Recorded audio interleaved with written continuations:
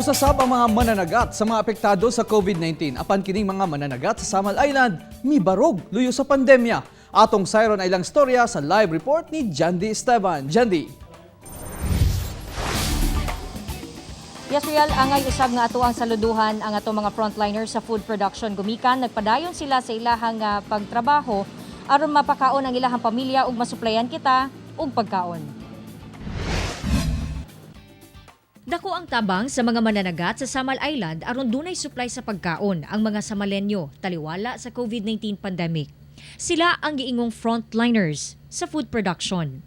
Niadtong April hangtod August, nakatala ang City Agriculture Office sa Samal og kapin 75,100 kilograms sa isda taliwala sa pandemya. Mas taas kini itandi sa nakalabayng tuig.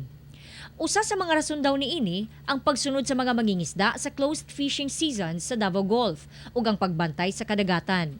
Atol sa lockdown sa Samal Island, wala man noon sila gibawalan nga managat. Apan bisan pa man niini sumala sa mananagat nga si Tatay Primo taga Purok 6B, Barangay Peña Plata. Dili ikalimod nga apektado daw ang ilahang kita tungod sa pandemya. Kami gapinan siguro misa mong panagat. Kung makakuha lang mi og 20 kilos, dili na mi kabalik palawd kay barato man. Mahal ang gasolina o ang bugas. Bayad pa kag kuryente pag charge anang battery.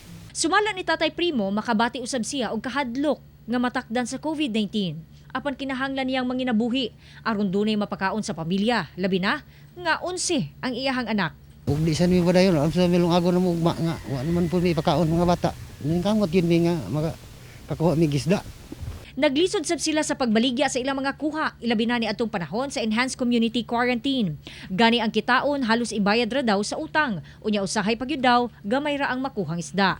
Kadto pong mga mananagat nga nakakuha pod sila og mga isda nila through pandemic gihapon nga funding.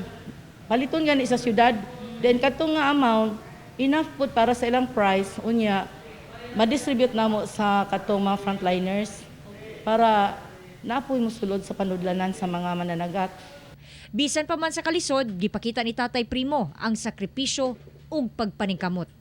Maningkamot lang nga mabuhi, di lang pud manghilabot kay para kuan, manginabuhi lang kitag maayo.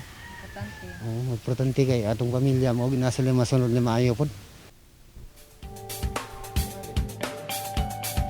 Real problema karon sa mga mangingisda na wad-an magud sila og mga dagkong customers sama na lamang sa mga seafood restaurants gumikan nagsira na kini tungod sa COVID-19 pandemic. Busa migamay ang ilahang kita.